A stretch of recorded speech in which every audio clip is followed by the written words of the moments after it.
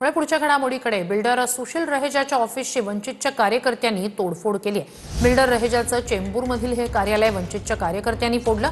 शिवाजीनगर पोलिसांनी वंचितच्या कार्यकर्त्यांना अटक केली आहे। अटक केलेल्या वंचितच्या कार्यकर्त्यांना आज कोर्टात हजर केलं जाणार आहे। मुंबईच्या चेंबूरमधील बिल्डर सुशील रहेजाच्या ऑफिसची तोडफोड करणाऱ्या वंचितच्या कार्यकर्त्यांना पोलिसांनी अटक केली।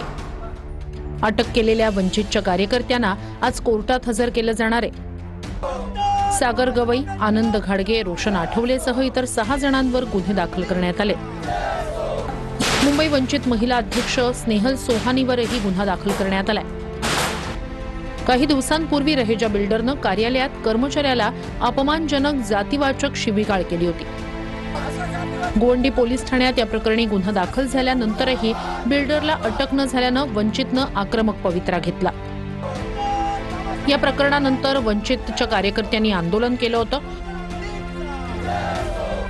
मात्र वंचितच्या आंदोलनानंतरही पोलिसांकडून बिल्डरला अटक करण्यात आली नाही। यामुळे आक्रमक झालेल्या वंचितच्या कार्यकर्त्यांनी रहेजाचं ऑफिस फोडलं। शिवाजीनगर पोलिसांनी वंचितच्या कार्यकर्त्यांना अटक केली। बिल्डरला रस्त्यावर फिरू देणार नाही असा इशारा वंचितनं रहेजा बिल्डरला दिला होता। वरती बिल्डिंग वरनं तुला फेकून देऊ ही अशा प्रकारची जर भाषा करत असाल तर वंचित बहुजन आघाडी अशा बिल्डरांना मुंबईच्या रस्त्यावरती फिरू देणार नाही ही आमची तयारी आहे।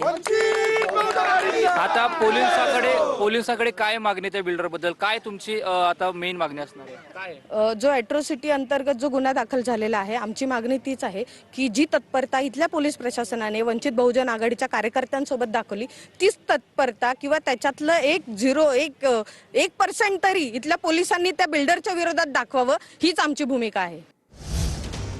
या सगळ्या संदर्भात अधिक जाणून घेऊया आपले प्रतिनिधी गिरीश गायकवाड यांच्याकडनं। गिरीश, ही प्रतिक्रिया आपण ऐकलेली आहे, वंचितच्या कार्यकर्त्यांकडून तोडफोड करण्यात आलेली आहे आणि आज आता या सगळ्यांनाच कोर्टात हजर केलं जाणार आहे। या सगळ्यांचं नेमकं म्हणणं काय होतं, काय अधिकचे अपडेट?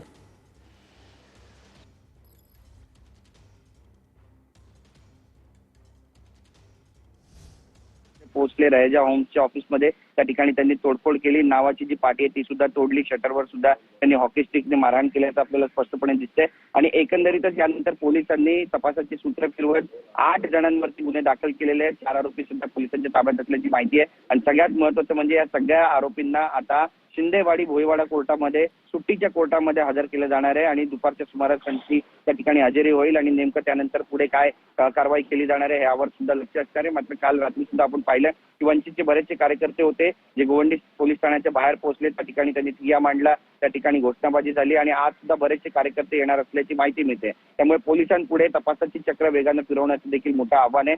सगळ्यात महत्त्वाचं आणि सगळ्यात प्रमुख कारण या तोडफोडी मागचं असं होतं की वंचितचे जे पदाधिकारी होते त्यांच्या एका पदाधिकाऱ्याच्या बाबतीत रहेजा बिल्डरनं अर्वाच्य भाषेमध्ये शिवीगाळ केली होती, जातीवाचक शिवीगाळ केल्याचा सुद्धा त्या आरोपमध्ये शिवीगाळ केली होती, जातीवाचक शिवीगाळ केल्याचा सुद्धा ते आरोप करतायत। अॅट्रॉसिटीचा गुन्हा बिल्डर सुशील रहेजा यांच्यावर दाखल आहे, मात्र कुठलीही कारवाई ठोस झाली नाहीये, आरोपीला अटक झाली नाहीये आणि हेच कारण आहे की वंचितचे जे कार्यकर्ते ते आता आक्रमक झालेले आहेत आणि पोलिसांकडून वेगवेगळा न्याय का दिला जातोय असं सुद्धा प्रश्न केला जातो। नक्कीच अपडेट्स घेत राहणार आहोतच। तुर्तास धन्यवाद तुम्ही दिलेल्या संपूर्ण माहितीसाठी।